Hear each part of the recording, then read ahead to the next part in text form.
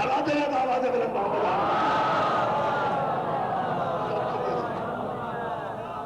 कल इंशाल्लाह मैं इसकी तफसील करूंगा, दामन वक्त पे गुंजाइश नहीं रही, लेकिन इतने हवाले मैंने ये जस्ता जस्ता पेश किए हैं। कल इसकी फिर तफसील बताऊंगा दोस्तों आपको इंशाल्लाह आखिरी मजलिस में, इसलिए कि एक नतीजा जरूर पेश करना है। मगर ये बात ज़हन में रहे कि तहरीक पाकिस्तान में शियान हैदर करार का 100% कायदे आज़म की हिमायत करना इस बात की दलील है कि शियों के अकाबरीन को ये पूरा यकीन था कि इस पाकिस्तान में किसी एक फिरके का आईन और बालादस्ती नहीं होगी, वरना हमें क्या जरूरत पड़ी थी कि हम सबके साथ तहरीक पाकिस्तान में हिस्सा लेते और सारे उलमाए देवबंद का, हुसैन अहमद मदनी का, मौलाना ताना शाह बुखारी का और इन लोगों का पाकिस्तान के खिलाफ होना इस बात की दलील थी कि उनके जहन में भी कोई तसव्वुर नहीं था कि ये कोई इस्लामी या मखसूस फिरके की स्टेट बन रही है। अगर उनके जहन में मखसूस फिरके की स्टेट थी तो फिर उन्होंने अपने फिरके के लिए मुखालफत क्यों की भाई? सलावत देना मोहम्मद आले मोहम्मद का। एक मतलब दरूद भेजने मोहम्मद आले।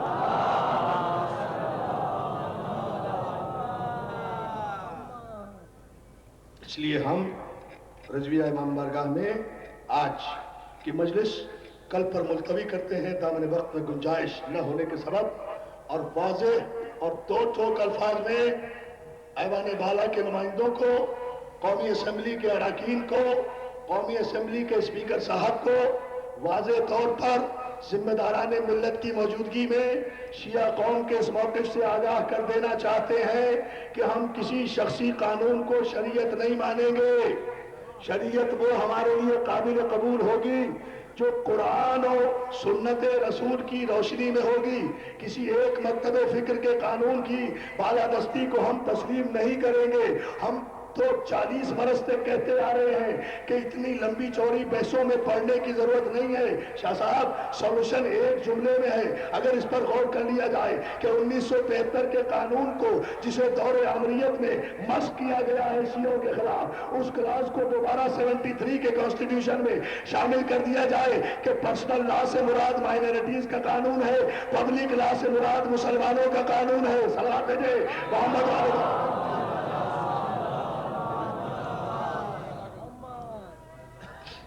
हम शरीयत के मुखालिफ नहीं है, हमारी जाने कुर्बान शरीयत पर, लेकिन हम शरीयत की हुकूमत मानते हैं, हुकूमत की शरीयत नहीं मानते। तवज्जो है ना, भौंस पर, धांधली पर, अक्सरियत पर। अक्सरियत कोई पैमाना नहीं हुआ करता अज़ीज़ान मोहतरम, ये इस्लाम का पैमाना नहीं है। शरीयत जब भी नाफिज होगी वो निज़ाम अदल इलाही के तहत नाफिज होगी। ये 11 बरस में किसी को ख्याल नहीं आया शरीयत का। सारी शरीयत अभी लोगों को याद आ रही है, इसी जमाने में याद आ रही है। दोस्तों, शरीयत लाने से, आखिरी जुमला तकरीर का, शरीयत लाने से पहले जितनी गैर शरई चीजें हैं उन्हें तो खत्म कर दो। सबसे बड़ी गैर शरई चीज तो मलूकियत है, बादशाहत है। जिस मुल्क से भीख में मांग कर तुम ये शरीयत ला रहे हो, काबे के नीचे बादशाहत कायम है, पहले उसे तो खत्म करो। शरीयत के खिलाफ है। सलाम तेरे मोहम्मद आले मोहम्मद।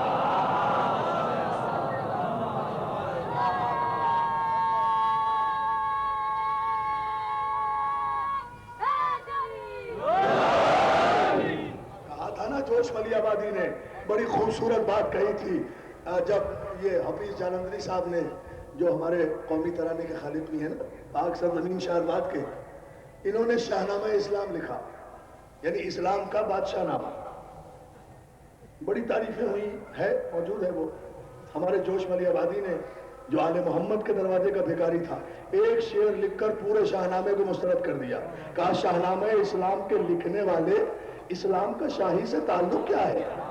इस्लाम का शाही से सलाम मोहम्मद आले मोहम्मद।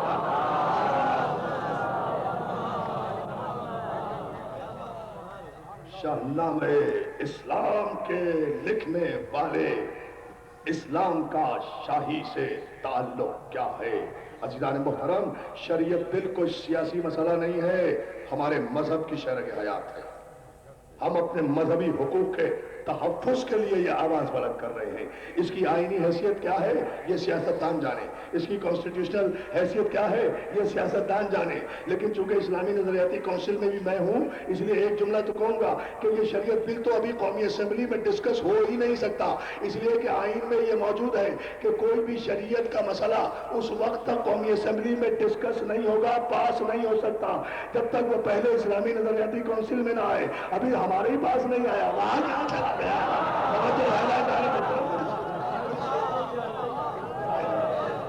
नारा हैदरी,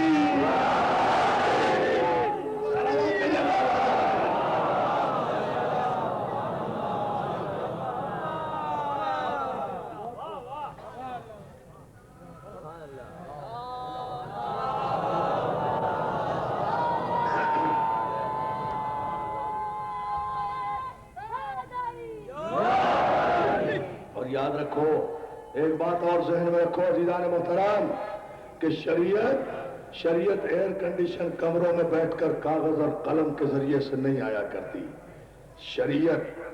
शरीयत अगर कोई वाकई लाना चाहता है या बचाना चाहता है तो शरीयत लाने के लिए करबला का तपता हुआ सहरा चाहिए, अब्बास के बाजुओं के कलम चाहिए, अकबर के जवान सीने की रोशनाई चाहिए, ज़ैनब की चादर का वर्क चाहिए, फिर उस पर हुसैन ने लिखा अशहदु अल्ला इलाहा इल्लल्लाह। ये है शरीयत, ये है शरीयत। करबला बनी है तहफ़्फ़ुज़ शरीयत के लिए। पहले यजीदियत तो मिटाओ फिर शरीयत की बात करो, पहले करबला जाओ फिर शरीयत की बात करो, पहले करबला आओ फिर शरीयत की बात करो। करबला शरीयत का मरकज, जहां शरीयत अदब से खड़ी हुई सलाम कर रही है। एक करियल जवान बेटे के सीने से बर्छी का फल निकाल कर शरीयत नाफिज करने वाले हुसैन, तुझ पर हमारा सलाम।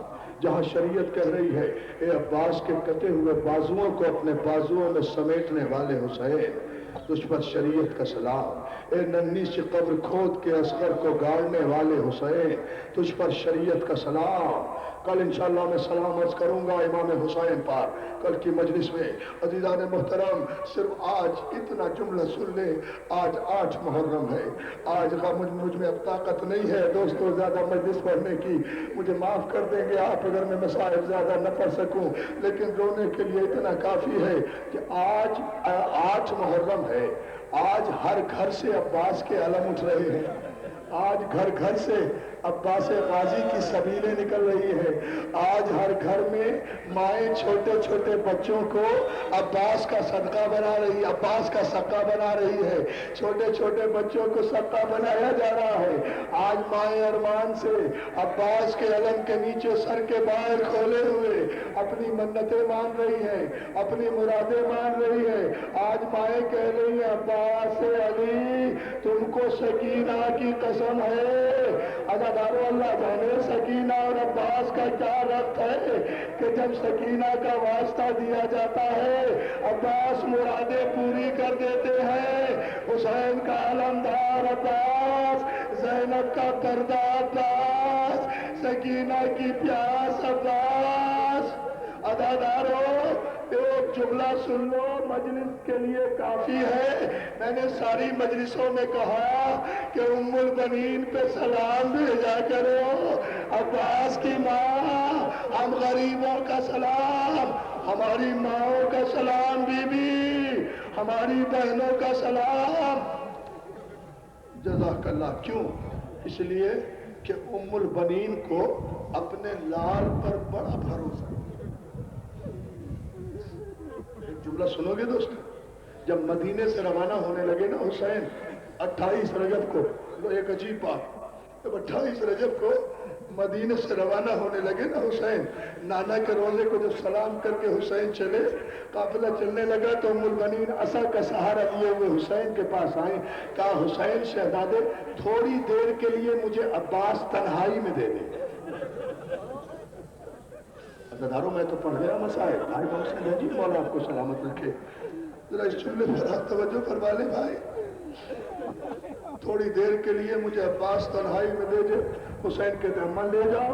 उम्मुल बनीन अपने अब्बास को लिए हुए रोज़े रसूल पर आई।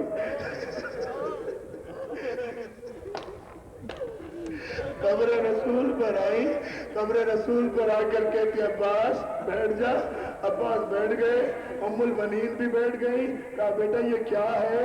عباس کہتے اماں ھذا قبر رسول اللہ, یہ رسول اللہ کی قبر ہے. کہا بیٹا اپنا دایاں ہاتھ قبر رسول پہ رکھ, بایاں ہاتھ میرے سر پہ رکھ. عباس نے قبر رسول پہ ہاتھ رکھا. مائیں میری سن لو یہ جملہ, ماں کے سر پہ ہاتھ رکھا. ام البنین کہتی ہے قبر رسول کی قسم کھا جب تک تیرے دونوں ہاتھ سلامت ہے زینب کی چادر سے قبر. جزاک اللہ, جزاک اللہ. عباس جب تک تیرے دونوں بازو سلامت ہے. آج وہ وقت آیا, زینب کو بھی بڑا ناز ہو گیا تھا. جب عباس آئے ہیں اجازت لینے کے لیے, شہزادی زینب ہمیں اجازت دے دیجئے, شہزادی ہمیں اجازت دے دیجئے. زینب نے آواز دی ام لیلا ادھر آؤ, ام رباب ادھر آؤ, ام فروا ادھر آؤ, رقیہ ادھر آؤ. جب ساری شہزادیاں آ گئیں, شہزادی زینب کہتی ہے, شہزادی زینب کہتی ہے شہزادیوں میرے عباس کے گرد حلقہ بنا کے کھڑے ہو جاؤ. جزاک اللہ, جزاک اللہ, مولا تمہیں سلامت رکھے. دیکھو مصائب عباس کا معجزہ دیکھنا دوستو ایک جملے میں. سیدانیوں میرے عباس کے گرد حلقہ بنا کر کھڑی ہو جاؤ. عزادارو سیدانیوں نے عباس کے گرد حلقہ بنایا, حلقہ بنایا. سکینہ آ کر عباس کے پہلو میں کھڑی ہو گئی, زینب برابر میں کھڑی ہوئی. میری ماں بہنوں جملہ سنو, مولا تمہیں عباس کے پرچم کے سائے میں رکھے. جناب زینب کہتے سیدانیوں مجھے معاف کر دینا, میں اپنا وعدہ واپس لے رہی ہوں. عزادارو سمجھ گئے تو آنسو نہ روکو, میں اپنا وعدہ واپس لے رہی ہوں. سیدانیوں نے کہا کیسا وعدہ؟ کہا میں نے مدینے سے چلتے وقت کہا تھا کہ تمہارے پردوں کی حفاظت کروں گی. اب عباس مرنے جا رہا ہے, اب تو زینب کی چادر کا بھی خدا حافظ. جزاک اللہ, جزاک اللہ. بس دو جملے ہو, عورت تمہیں سلامت رکھے. پھر غازی کا علم آ جائے گا, پھر ماتم کر لینا. عزادار اس علم پہ ایک جملہ کہوں. حسین جب عباس کو رخصت کر چکے, عباس کو رخصت کر کے حسین زمین پر بیٹھ گئے. زمین پر بیٹھ کر حسین کہتے ہیں علی اکبر ادھر آؤ بیٹا, ہمیں کچھ نظر نہیں آ رہا. عباس چلا گیا تھا نا بیٹا, ہمیں کچھ نظر نہیں آ رہا. اب علی اکبر ادھر آ جاؤ. اکبر آ کر باپ کے پاس زمین پہ بیٹھ گئے. دیکھو رضویہ امام بارگاہ میں اگر معجزہ دیکھنا ہے مولا کے مصائب کا تو یہ جملہ سن لینا. اکبر ہمیں بتاتے رہو ہمارا عباس کہاں ہے, ہمارا عباس کہاں ہے. اکبر دیکھ دیکھ کے بتا رہے بابا علم تیزی سے دریا کی طرف جا رہا ہے, ایسا لگتا ہے چچا دریا کی طرف بڑھ رہے ہیں. حسین کو اطمینان ہوا. اکبر نے کہا بابا علم ٹھہر گیا ہے.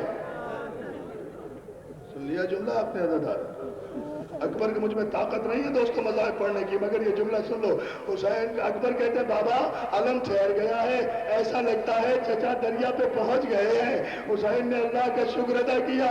اس کے بعد اکبر کہتے ہیں بابا علم بلند ہو رہا ہے, ایسا لگتا ہے چچا پانی بھر چکے, چچا دریا سے باہر آ رہے ہیں. اس کے بعد علی اکبر کہتے ہیں بابا علم تیزی سے خیمے کی طرف آ رہا ہے. جزاک اللہ, جزاک اللہ. روتے رہو, میں مزید جب اشارہ کروں گا جب علم آئے گا. ابھی ذرا سا جملہ سن لے, انتظار کرے دوستو. عباس کہتے علی اکبر کہتے بابا علم تیزی سے خیمے کی طرف آ رہا ہے. حسین نے خدا کا شکر ادا کیا. ایک مرتبہ علی اکبر نے سینے پہ ہاتھ مارا, چلا کر کہا بابا غضب ہو گیا, بابا علم نے دائیں سے بائیں کو گردش کی.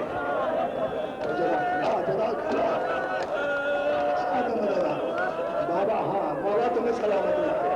بابا علم نے دائیں سے بائیں کو گردش لی.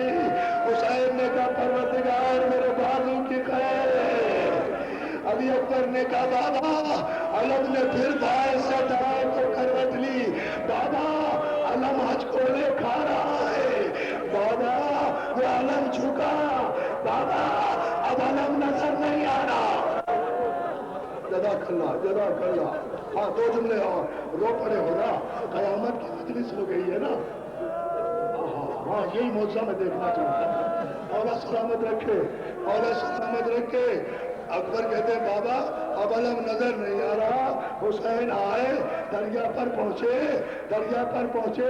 अब्बास ने वसीयत की, मौला मेरे लाशे को खेमे में न ले जाइएगा, सकीना से शर्मिंदा हूँ। हजरत सुन लिया जुमला, आखिरी जुमला, मेरे लाशे को खेमे में न ले जाइएगा, सकीना से शर्मिंदा हूँ। हुसैन ने खाली अलम खून में भरा हुआ लिया, खेमे की तरफ चले। सकीना ने अलम आते हुए देखा, आवाज दी, बच्चों आओ, चचा बच्चों आओ, चचा आ गए। अलम खेमे के दरवाजे पर आया, सकीना के हाथ से खाली कूजा गिरा। खाली अलम को देखा, अपने बाप से लिपट के कहती है बाबा अलम आ गया, मेरा चचा नहीं आया, मेरा चाचा, मातम करो ना।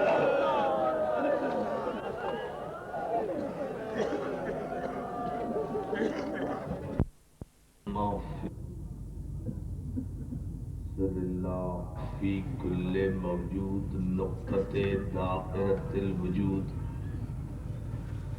साहिब लिवाइल हम्द वल मकामिल महमूद मौलाना व मौला सकलैन जद्दिल हसन वल हुसैन बिल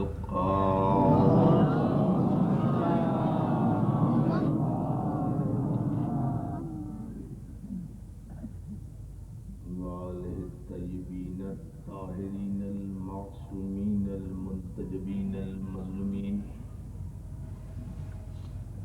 वलानतुल्लाहि अला आदाइहिम अजमईन मिन यौमिना हाज़ा इला यौमिद्दीन।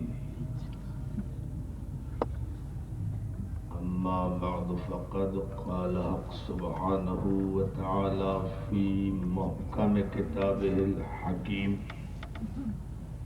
अल्लाहु युहिब्बुल लज़ीना युक़ातिलूना फ़ी सबीलिही सफ़्फ़न कअन्नहुम बुनियानुन मरसूस। सलावत।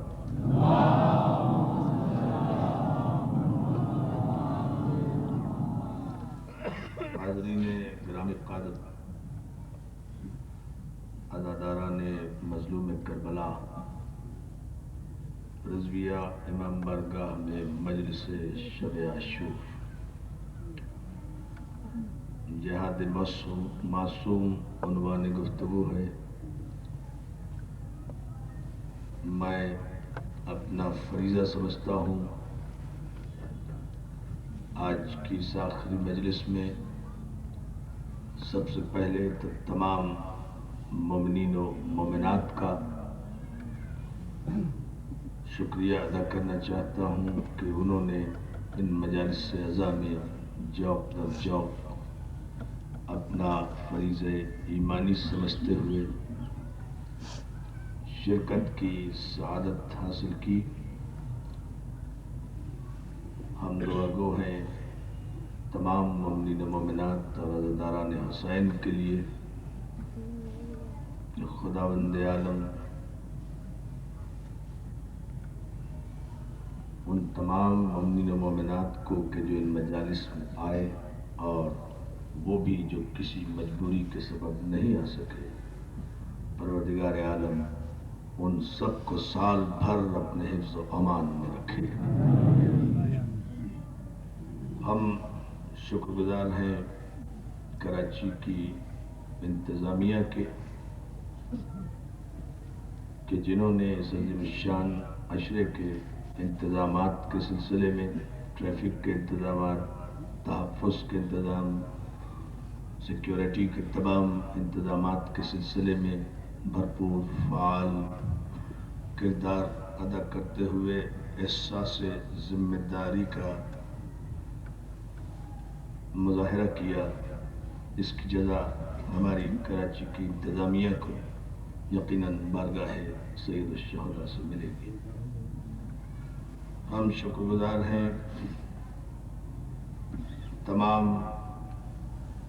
उन तंजीमों के जिन्होंने रिज़विया ट्रस्ट के साथ,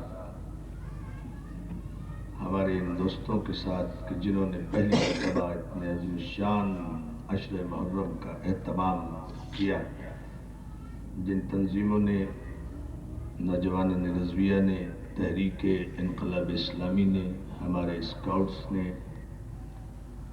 ہماری انجمن غمخواران عباس نے اور دیگر علاقے کے شیعہ سنی نوجوان دوستوں نے جس طرح، جس انداز سے، جس اتحاد کے ساتھ، جس جذبہ عقیدت کے ساتھ محسن انسانیت کا غم منانے میں مدد دی، ہم اس پر ان تمام دوستوں، تنظیموں، ارکان اور افراد کا شکر گزار ہیں اور دعا کرتے ہیں کہ خداوند عالم ان کی تمام حاجات شرعی، دینی اور دنیاوی کو بر لائے۔ عزیزان محترم، ہمارے معزز مہمانان گرامی جو وقتاً فوقتاً مختلف مجالس میں خصوصی طور پر یہاں شرکت کرتے رہے، ہم ان سب کے لیے بھی دعا گو ہیں کہ خداوند عالم ان کا ان مجالس میں آنا قبول فرمائے۔ میں ان سب کا شکر گزار ہوں کہ انہوں نے ہماری ان مجالس میں شرکت کر کے اپنے جذبہ ایمانی کا مظاہرہ کیا۔ عزیزان محترم، ہم دعا گو ہیں بتصدق محمد و اہل بیت محمد کہ جو مومنین و مومنات، جو مسلمین و مسلمات بیمار ہیں، جہاں جہاں بھی ہیں، خداوند عالم انہیں صحت کامل عطا فرمائے۔ ان کے لیے جہاد کیا، انسانیت کو ہلاکت میں ڈالنے کے لیے جہاد نہیں کیا، انسانیت کا قتل عام نہیں کیا۔ اب کسی تمہید کی ضرورت نہیں ہے، ضرور صاحب بس توجہ فرماتے جائیں۔ میں نتیجے عرض کر کے مختصراً، چونکہ بہت مختصر گفتگو کر کے ہمیں مصائب کی طرف آج تفصیل آنا ہے، چونکہ مجلس شب عاشور ہے۔ عزیزان محترم، جہاد معصوم کے عنوان سے جو فکری باتیں آپ کی سماعت کی نظر کی گئیں، اس میں انبیاء ما سبق کا جہاد، ان کا انداز جہاد، ان کا انداز تبلیغ اور ان کے طریقے جہاد پر مفصلاً روشنی ڈالی گئی اور ملت کو آگاہ کیا گیا کہ ہر جنگ جہاد نہیں ہوتی، جو ہوس ملکگیری کے لیے ہو وہ جنگ ہے، جہاد نہیں ہے، جو استحکام اقتدار کے لیے ہو وہ جنگ ہے، جہاد نہیں ہے، جو تخت و تاج کے لیے ہو وہ جنگ ہے، جہاد نہیں ہے، جو پرامن ملکوں پر، پرامن بستیوں پر وحشیانہ حملوں کی صورت میں کی جائے وہ جنگ ہے، جہاد نہیں ہے۔ اور اس قسم کی تمام جنگوں کی اسلام نے اجازت نہیں دی ہے، اس لیے کہ اسلام مسلمان کا مذہب نہیں ہے، اسلام انسانیت کا دین ہے۔ بہت توجہ ہے آپ کی، اسلام انسانیت کا دین ہے اور انسانیت کے اس دین نے انسانیت سے گفتگو کی ہے، انسانیت کی فلاح و صلاح کے لیے گفتگو کی ہے۔ اسلام کا نقطہ نگاہ اور اسلام کا مخاطب انسان ہے۔ اسلام انسان کو سربلند دیکھنا چاہتا ہے، اسلام انسان کو سرفراز دیکھنا چاہتا ہے۔ اسلام نے یہ جتنے بھی پیغمبر اپنے حوالے سے متعارف کرائے ہیں، ان سارے پیغمبروں نے جو اسلام پیش کیا ہے، ان کا مقصد و محور 900 برس تک سارے معصومین نے تبلیغ اسی لیے کی کہ انسان جسے خدا نے اتنے بلند مرتبے پر پیدا کیا، جس انسان کو خدا نے احسن تقویم پر پیدا کیا، جس انسان کو خدا نے قسمیں کھا کر پیدا کیا، جس انسان کو خدا نے مسجود ملائک قرار دیا، جس انسان کو خدا نے احترام اور عزتوں کا مرکز و محور بنایا، جس انسان کے سامنے خدا نے اپنی معصوم فرشتوں کو جھکا دیا، جس انسان کے لیے خدا نے یہ ساری کائنات پیدا کی، جس انسان کے لیے خدا نے یہ دنیا بھر کی نعمتیں پیدا کی، جس انسان کے لیے خدا نے انبیاء و رسول بھیجے، اسی انسان کے لیے خدا نے روشنیاں بھیجیں، اسی انسان کے لیے خدا نے آسمانی کتابیں بھیجیں، اسی انسان کے لیے خدا نے صحیفے بھیجے، اسی انسان کے لیے خدا نے انبیاء کو معجزات عطا فرمائے، اسی انسان کے لیے خدا نے آسمان سے من و سلوہ اتارا، اسی انسان کے لیے آسمان کا شامیانہ سجایا گیا، اسی انسان کے لیے زمین کا فرش بچھایا گیا، اسی انسان کے لیے آفتاب و مہتاب کی قندیلیں روشن کی گئیں، اسی انسان کے لیے لہلاتے ہوئے سبزے پیدا کیے گئے. اسی انسان کے لیے زمین کا سینہ چیر کر خدا نے رزق پیدا کرنے کی صلاحیت زمین کو عطا فرمائی. اسی انسان کی خوشی اور خوشنودی اور اس انسان کے آرام و سکون کے لیے پروردگار عالم نے اپنی رحمت سے سارے دروازے کھول دیے. اس انسان سے خدا صرف یہ چاہتا ہے ان ساری نعمتوں کے بدلے میں کہ تم انسان بن کر اس دنیا میں باقی رہو. میں نے تمہیں انسان پیدا کیا ہے. مشیت کے مزاج پر گرا گزرتا ہے اگر کوئی انسان اپنی منزل انسانیت سے نیچے آتا ہے. اگر کوئی انسان، یعنی اندازہ کیجئے اس خالق حقیقی کو کتنی زحمت ہوتی ہوگی، محتاط لفظ استعمال کر رہا ہوں، اس مالک کو کتنی زحمت ہوتی ہوگی کہ جب وہ یہ دیکھتا ہوگا کہ یہ وہ انسان ہے جس کے آگے میں نے اپنے فرشتوں کو جھکایا تھا، اب یہ انسان اتنا گر رہا ہے کہ درختوں کے آگے جھک رہا ہے، پتھروں کے آگے جھک رہا ہے، اقتدار کے آگے جھک رہا ہے، انسانوں کے آگے جھک رہا ہے. میں نے تو فرشتوں کو اس کے سامنے جھکایا تھا، میں نے تو اپنے معصوم فرشتوں کو اس کے سامنے سرنگو کر دیا تھا، اور اس کے سامنے نہ جھکنے والے کو میں نے ابلیس قرار دے دیا تھا، مردود قرار دے دیا تھا، ملعون قرار دے دیا تھا، رادہ درگاہ قرار دے دیا تھا. میں نے تو انسان کا احترام نہ کرنے والے کو آج تک معاف نہیں کیا، اور یہ انسان شیطان سے بڑھ کر آگے جا کر یہ چاہتا ہے کہ پھر بھی میری نظر رحمت کا متمنی رہے. صلوات محمد علیہ محمد.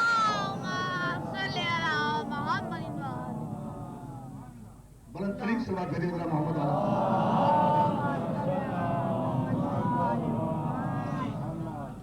توجہ ہے نا جانب محترم آپ کی، ذرا سا اس مرحلے پر آپ اور غور فرما لیں. یہ انسان کے جسے خدا نے تمام تر عزتوں کا مرکز و محور بنایا، جس کے لیے خدا نے قسمیں کھا کر کہا والتین والزیتون والطور سینین وہذا البلد الامین لقد خلقنا الانسان فی احسن تقویم. تین کی قسم، زیتون کی قسم، طور سینا کی قسم، بلد امین کی قسم، ہم نے انسان کو احسن تقویم پر پیدا کیا.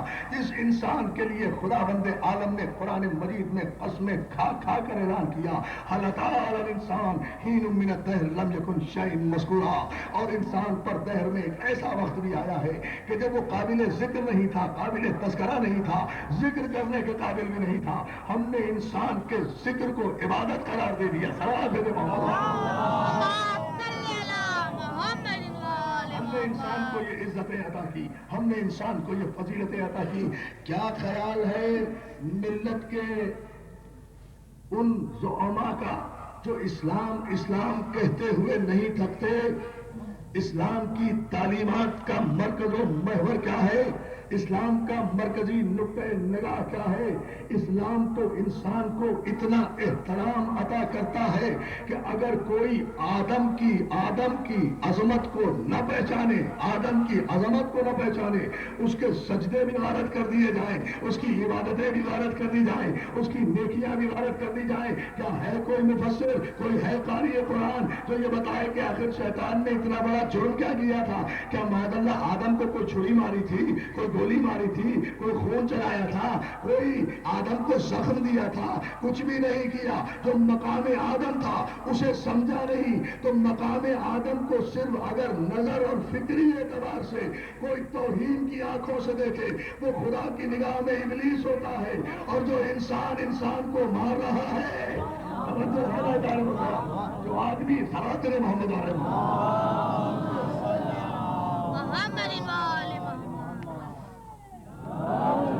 جو ہے نا میرے بھائی سہیل انصاری صاحب بھی یہاں بیٹھے ہیں. میں ایک جملے پر آپ کی توجہ اور چاہوں گا. انسان کو مار رہا ہے، انسان کا قتل کر رہا ہے، اور دکھ کی بات نہیں، ماتم کا مقام ہے کہ قتل کرنے والے کو تاثر یہ دیا جاتا ہے کہ اگر تم نے اسے مار دیا تو بڑا جہاد کیا. جو ہے نا ادارے وہ تھا، یعنی گناہ کو، ظلم کو جہاد کی صورت میں. صلوات بھیجیں ایک مرتبہ.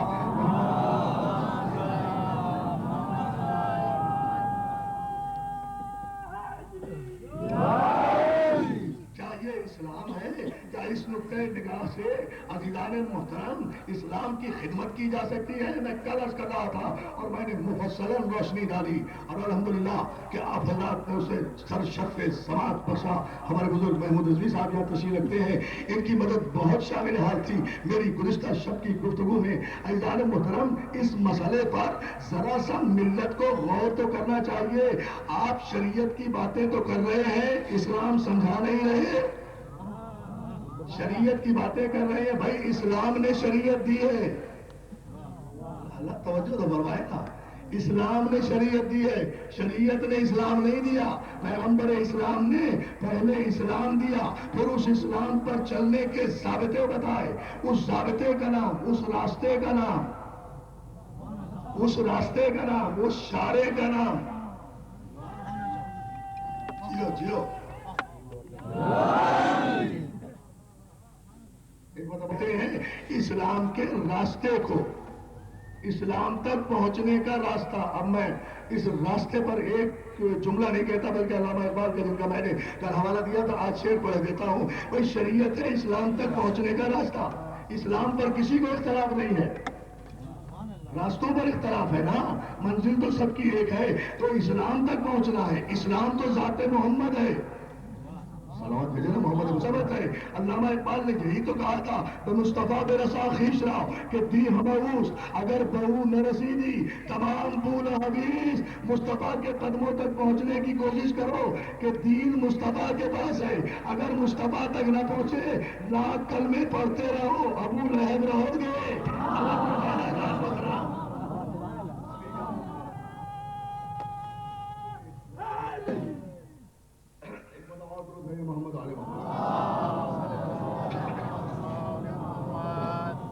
یہ بنیادی نقطۂ نگاہ ہے, اسے دیکھنا چاہیے. تو دین کیا ہے؟ دین ہے مصطفیٰ تک پہنچنے کا راستہ. دین تو مصطفیٰ ہے, شریعت ہے مصطفیٰ تک پہنچنے کا راستہ. راستے کے نفاذ کی باتیں کر رہے ہو, بہت توجہ جان محترم. راستے کے نفاذ کی باتیں کر رہے ہو, منزل کا تذکرہ نہیں کرتے. راستے صلوات بھیجنا محمد منزل کا تذکرہ نہیں کرتے. عزیزان محترم شریعت تو اسی دن نافذ ہو گئی تھی جس دن دین مکمل ہوا تھا. کیا خیال ہے؟ سینیٹر حضرات شریعت نافذ کریں گے, مولانا سمیع الحق صاحب شریعت نافذ کریں گے, خواجہ لطیف شریعت نافذ کریں گے, ایوان بالا کے نمائندے شریعت نافذ کریں گے, قومی اسمبلی کے نمائندے شریعت نافذ کریں گے. جب کوئی حکومت شریعت نافذ کرے گی اس کا مطلب تو یہ ہوگا کہ پھر پیغمبر کچھ نافذ کر کے نہیں گئے. اگر کچھ نافذ نہیں کیا تو پھر دین مکمل کیسے ہو گیا؟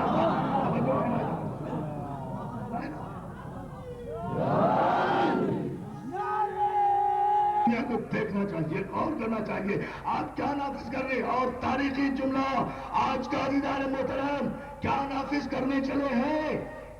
کون سی حقیقت شریعت ہے جو پیغمبر نے نافذ نہیں کی؟ پیغمبر نے تو شریعت بھی دی تھی, نظام بھی دیا تھا, انتظام بھی دیا تھا. اب اگر آپ کی سیاسی مصلحتیں غدیر خم کو بھی بھول گئی, ممبر کو بھی بھول گئی, مولا کو بھی بھول گئی, خطبہ صلوات کرے محمد آل محمد پر.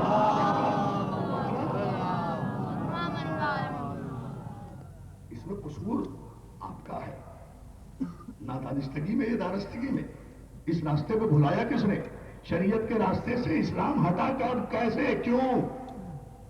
سوال یہ. اب آپ دوبارہ جو شریعت نافذ کر رہے ہیں تو یہ شریعت اکھڑی کہاں سے؟ جو ری بلڈ کر رہے ہیں آپ, ریکنسٹرکٹ کر رہے ہیں. سلامات بھیجے نا, میں آج کر رہا ہوں. یہ نوبت آئی کیوں؟ یہ نتیجہ آیا کیوں؟ یہ آپ کہاں سے اور کس بنیاد پر؟ آخر پہلے اس کا پس منظر تو بتائیے کہ یہ پیغمبر تو شریعت دے کر گئے تھے, یہ شریعت غائب کہاں ہو گئی درمیان میں؟ اور 1400 برس کے بعد پھر یہ شریعت آئی کیسے؟ کوشش کیسے کی جا رہی ہے؟ پہلے اس درمیان کے سارے راستے کے وجوہات بیان کرو کہ شریعت کی سب سے پہلے خلاف ورزی کس نے کی, کیوں کی, کن حالات میں کی. پہلے اسے اسلام سے خارج کرو پھر شریعت لاؤ.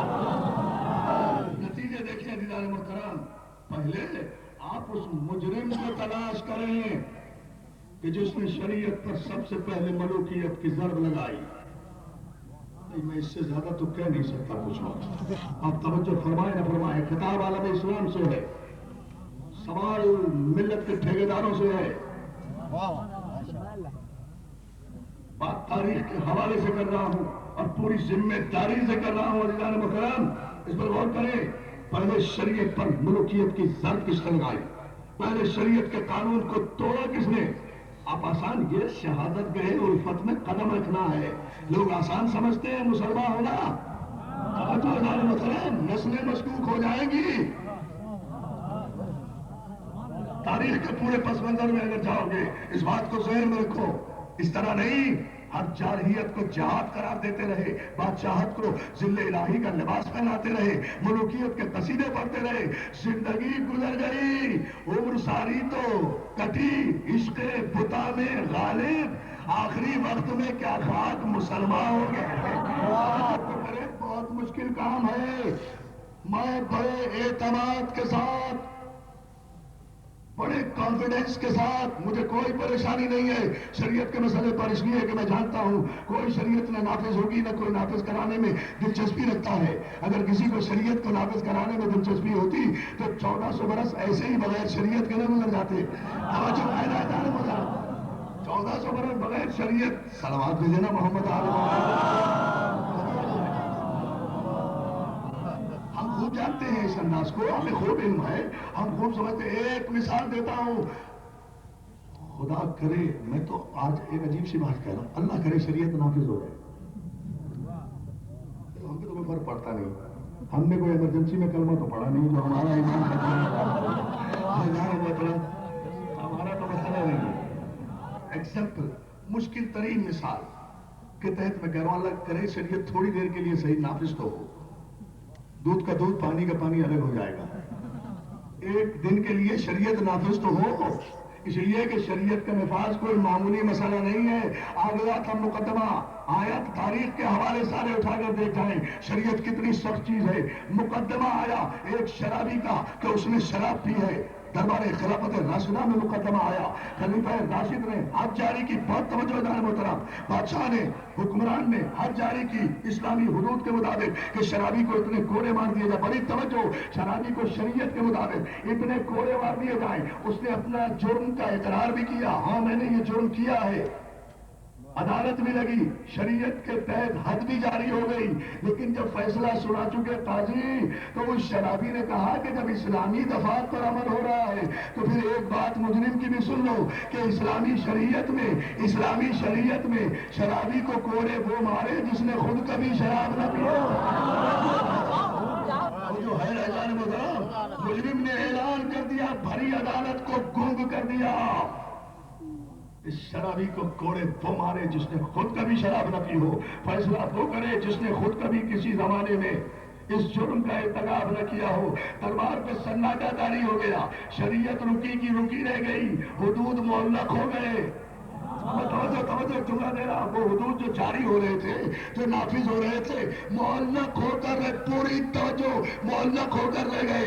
شریعت رکی رہی. شبلی نعمانی نے لکھا, جو بہت بڑے سیرت نگار ہیں مسلمانوں کے, انہوں نے لکھا کہ ابھی یہ سکوت کا عالم طاری تھا کہ ناگہاں دربار حکومت میں ابو طالب کا بیٹا علی اپنے بڑے بیٹے حسن کے ساتھ دربار میں آئے. مجمع پہ خاموشی دیکھی, پوچھا کیا بات ہے, کیوں پریشان بیٹھے ہو؟ سب نے کہا یا علی بڑی مشکل میں مجرم نے ڈال دیا. مجرم نے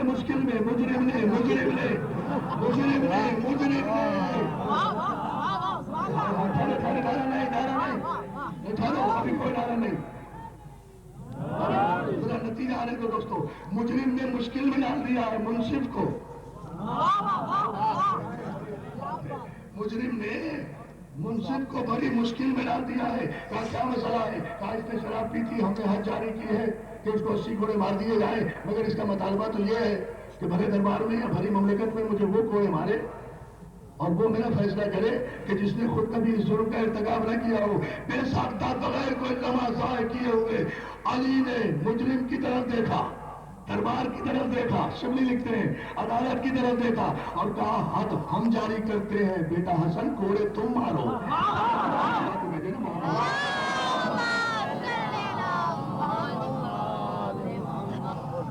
قانون تو یا علی مدد ہے، ہماری پہچان تو یا علی مدد ہے، ہمارا آئیڈینٹی کارڈ تو یا علی مدد ہے. ہم تو جیتے ہی اسی بنیاد پر ہیں عزیزان محترم. اب اس ایک جملے پر آپ توجہ فرما لیں کہ بغیر علی کے اور علی کی اولاد کے اگر اس زمانے میں شریعت کا ایک قانون بھی مجرم پر نافذ نہیں ہو سکا تو 1400 برس کے بعد ملوکیت زدہ معاشرے میں آمریت زدہ ماحول میں آمریت زدہ ماحول میں آپ شریعت نافذ کرنے چلے ہیں. عزیزان محترم منہ چھپانے کو کہیں جگہ نہیں ملے گی اگر کوئی جرأت مند مجرم ٹکر گیا. چور کے ہاتھ کاٹنے کی سزا کا حکم دیتا ہے لیکن اس سے پہلے یہ حکم بھی دیتا ہے کہ یہ ذمہ داری ہے حکمران کی اور عادل کی کہ پہلے وہ معلوم کریں کہ اس نے چوری کیوں کی، یہ جرم کا ارتکاب کیا کیوں. یہ معلوم کیے بغیر اگر آپ ایک طرف سے ہاتھ کاٹنا شروع کریں گے، جب آپ روٹی نہیں دیکھ سکتے تو ہاتھ کاٹنے کا حق کیا ہے؟ محمد اسلام وحشت کا مذہب نہیں ہے، اسلام بربریت کا مذہب نہیں ہے، اسلام ظلم و تشدد کا مذہب نہیں ہے، اسلام رحمت للعالمین کا دین ہے. اسلام رحمت للعالمین کا دین ہے جس نے بقول جوش ملی آبادی کے ایسے رسول کا دین ہے یہ کہ انچ اللہ جانے کون سمجھے گا یہ جوش کا شعر مگر میں کہہ رہا ہوں، انچ کو ایسا بنا دامان مریم کر دیا، سرخ شولوں کو نچوڑا موجے یم کر دیا. اس قدر اجلت میں کیا خراج عقیدت جوش ملی آبادی نے پیغمبر اسلام کو پیش کیا ہے کہ یا رسول اللہ اس قدر اجلت میں تو روئے زمین پر چھا گیا، فلسفی چکرا گئے، تاریخ کو غشا گیا. سلام تیرے بابا جبل محمد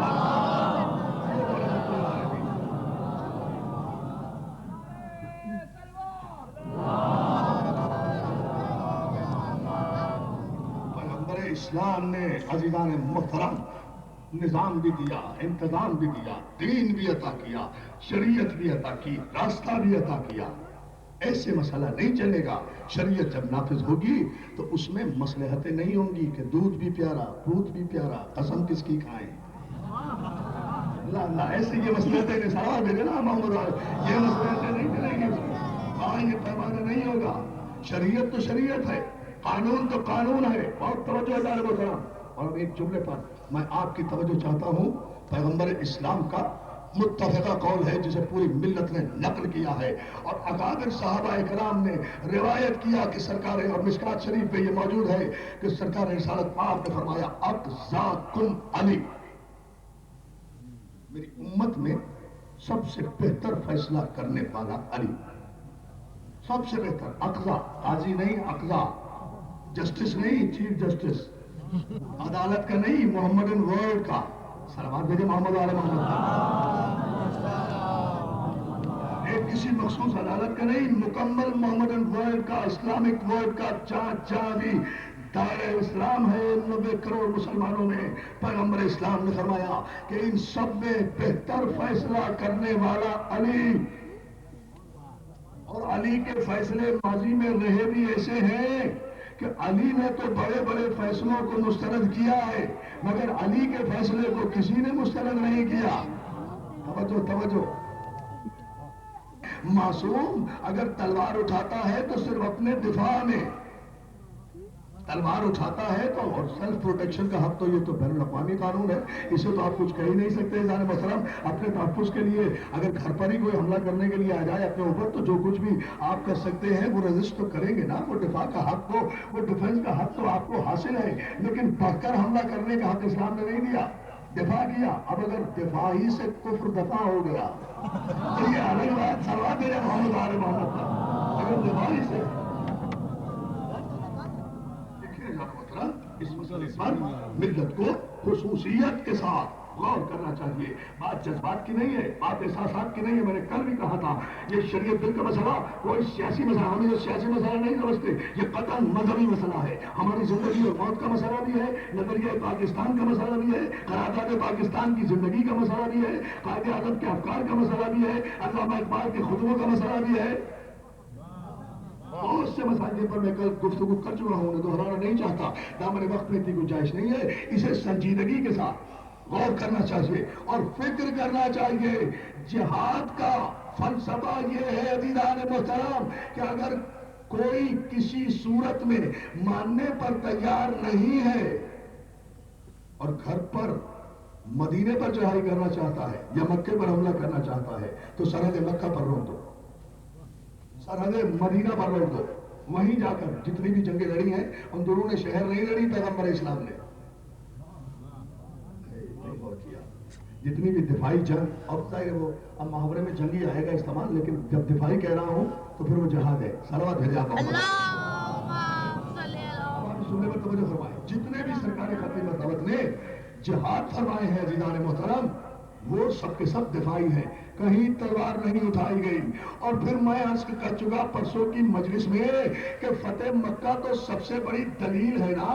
سارے جان کے دشمن گرفتار ہیں, سارے قاتل گرفتار ہیں, سارے لٹیرے گرفتار ہیں, سارے اذیتیں دینے والے مجرموں کی طرح رحمت للعالمین کے سائے میں کھڑے ہوئے ہیں. اور پیغمبر اسلام کہہ رہے ہیں لا تثریب علیکم اليوم, آج کے دن تم سے کوئی باز پرس نہیں کی جائے گی. انتم الطلقاء, تم سب آزاد ہو, جو چاہے چلے جاؤ. لیکن اس پر یہ شرط نہیں رکھی پیغمبر نے کہ جو کلمہ پڑھ لے گا اسے امان ہے. پیغمبر نے تو یہاں تک کہہ دیا کہ جو ابو سفیان کے گھر میں چھپ جائے اسے بھی امان ہے.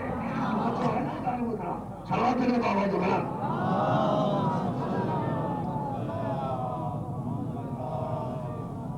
اچھا پھر اس سے بھی آہستہ سے ایک صلوات بھیج دیں آپ ماشاءاللہ.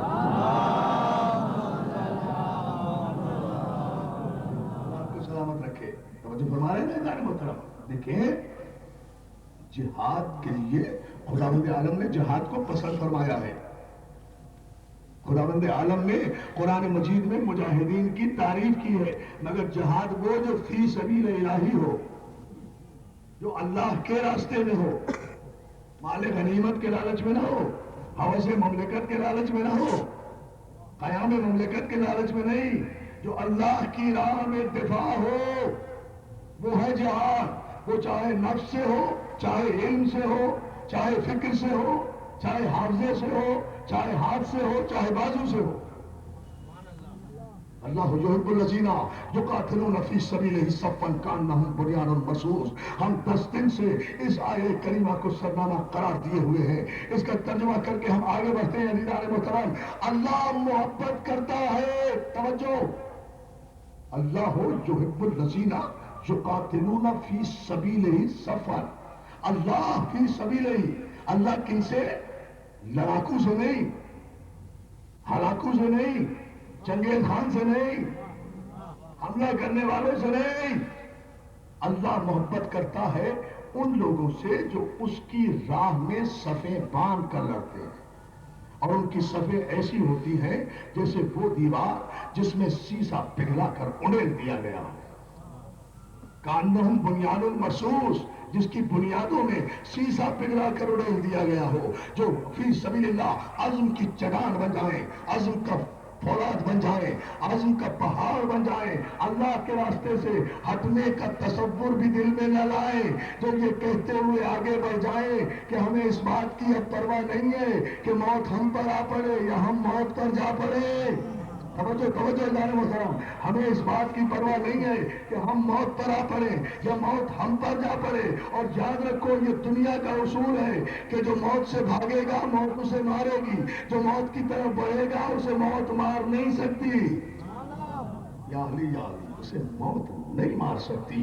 دوستو اگر یہی شریعت لانا ہے, پیغمبر اسلام کا مقصد کیا تھا؟ مقصد بعثت بھائی جہاد معصوم تو تھا یہ کہ کافروں کو مسلمان کیا جائے, دشمنوں کو دوست بنایا جائے, دشمنوں کو دوست بنایا جائے, کافروں کو مسلمان کہیں کیا جائے. انہیں 360 بتوں کی خدائی سے نجات دلا کر ایک اللہ واحد القہار کے بارگاہ میں حاضر کر دیا جائے، اس کی خدائی کا اقرار لیا جائے. یعنی اب آپ میں بہت آہستہ سے ایک بات کہوں گا، اس میں کوئی زور خطابت صرف کرنے کی ضرورت نہیں ہے. صحیح اور علم مجمع یہاں الحمدللہ آتا ہے. اتنی بات کافی نہیں ہے شریعت کے حوالے سے کہ معصوم کا جہاد تو یہ تھا کہ معصوم نے کافروں کو مسلمان بنایا، اور مولوی کا جہاد یہ ہے کہ وہ مسلمانوں کو کافر بنا رہا ہے. بنایا درندوں کو مسلمان بنایا، مسلمانوں کو سلمان بنایا، بے زر کو ابو ذر بنایا. توجہ ہے نا جانا بتا، یہ معصوم کا جہاد تھا جس نے انسانیت کو ایسے ایسے شاہکار عطا کیے. یہ مولوی کا جہاد ہے. علامہ اقبال نے کہا تھا نا، تعویل کا پھندا کوئی صیاد لگا دے، یہ شاخ نشیمن سے اترتا ہے بہت جلد، بہت جلد، بہت جلد، بہت جلد. صلوات محمد آل محمد. آخری آدمی تک ہاتھ بلند کر کے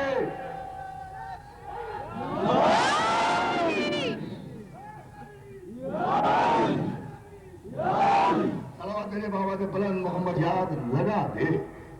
یہ شاخ نشیمن سے اترتا ہے بہت جلد، اس کا پتہ ہی نہیں ہوتا، اس کا معلوم ہی نہیں ہوتا کہ یہ کب کہاں ہوتا ہے. کوئی تعویل مل جائے، بہت توجہ یار مطلب، کوئی تعویل ملے، کوئی گنجائش ملے، سینکڑوں بہانے تلاش لیتا ہے، سینکڑوں بہانے تلاش لیتا ہے اپنے راستے بدلنے کے لیے، اپنی منزلیں بدلنے کے لیے. بات شریعت کی کر رہے ہو بھائی، جو راستے بدلتا رہے اسے کیا حق ہے شریعت کی بات کرنے کا؟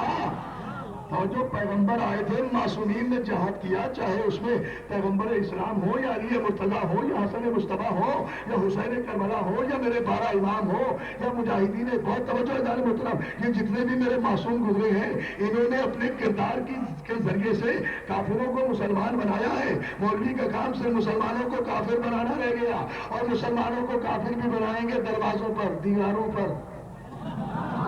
اللہ توجہ تو فرمائیے، دیواروں پر کافر بنا رہے ہیں، دیواروں پر.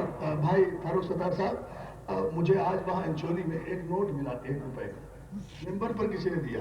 پوچھے میرے سارے دوستوں سے، 1 روپے کا ایک نوٹ کسی نے پہنچایا. میں نے اس نوٹ میں نے کہا یہ شاید کوئی مومن خوش ہو گیا مجھے، میں تو واقعی نہیں سمجھا. مگر جب میں نے اسے دیکھا غور سے، اس 1 روپے پر اسٹیمپ لگی ہوئی تھی، کافر کافر شیعہ کافر. اب اندازہ کریں آپ سکون سے سنیں. یعنی نوٹ شہر میں ایسے تقسیم کیے جا رہے ہیں، نوٹ شہر میں ایسے تقسیم، دیواروں سے ہم نوٹوں پر آ گئے. میں نے کہا یہ مہرے نوٹوں پر لگانے کی کیا ضرورت ہے؟ بچو اس وقت سے جب ہم، بہت توجہ بچو، ہم نوٹوں پر، دیواروں پر، دروازوں پر شیعہ کافر کافر لکھنے سے کچھ نہیں ہوتا. ارے اگر ہم مہرے لگانے پر آ جائے تو ہم نوٹوں پر مہر نہیں لگائیں گے، تمہاری تقدیروں پر مہر لگائیں گے.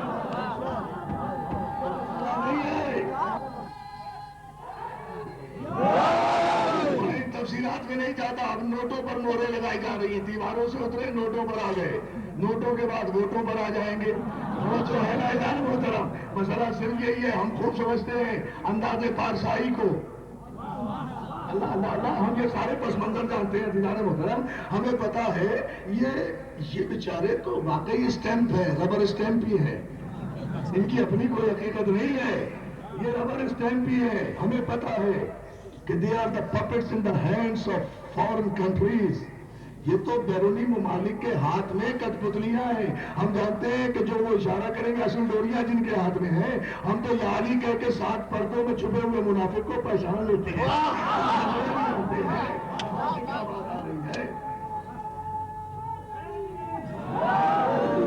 مسلمان کی خدمت عظیم یہ ہے کہ مسلمان دیکھیں جہاد معصوم کا ایک رخ آپ کو دکھا کر گفتگو آگے بڑھا دیتا ہوں.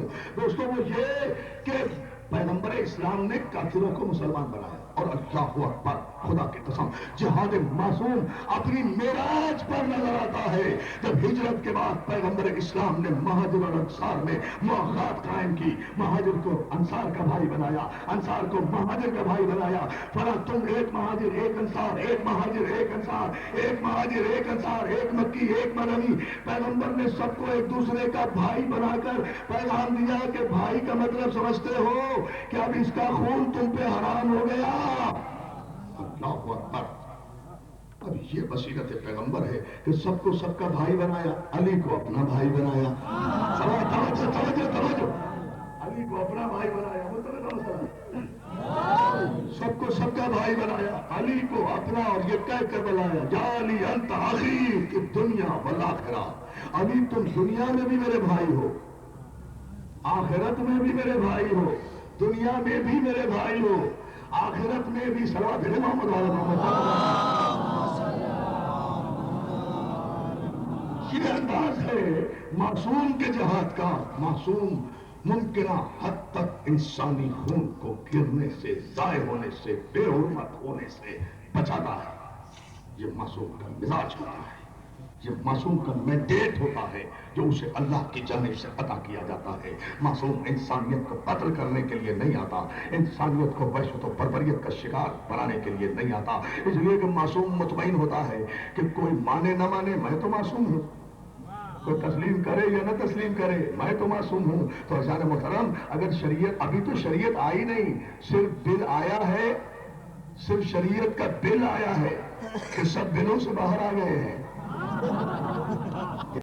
لیے نہیں آتا. اس لیے کہ معصوم مطمئن ہوتا ہے کہ کوئی مانے نہ مانے میں تو معصوم ہوں، کوئی تسلیم کرے یا نہ تسلیم کرے میں تو معصوم ہوں. تو عزیزان محترم، اگر شریعت، ابھی تو شریعت آئی نہیں، صرف بل آیا ہے، صرف شریعت کا بل آیا ہے کہ سب بلوں سے باہر آ گئے ہیں.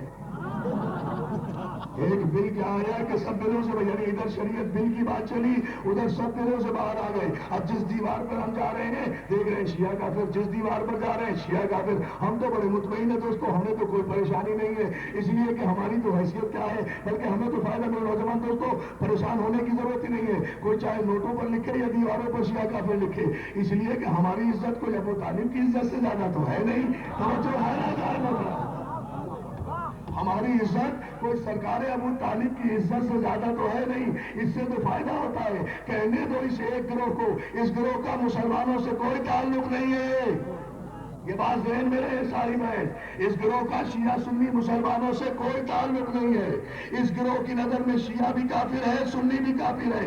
اس لیے کہ یہ سارا ریکارڈ بنے 83 سے لے کر آج تک کا ریکارڈ اٹھا کر کراچی کا دیکھ جائے. عدالت میں باقاعدہ یہ گواہیاں پیش ہوئی ہیں، جب گورنمنٹ نے باقاعدہ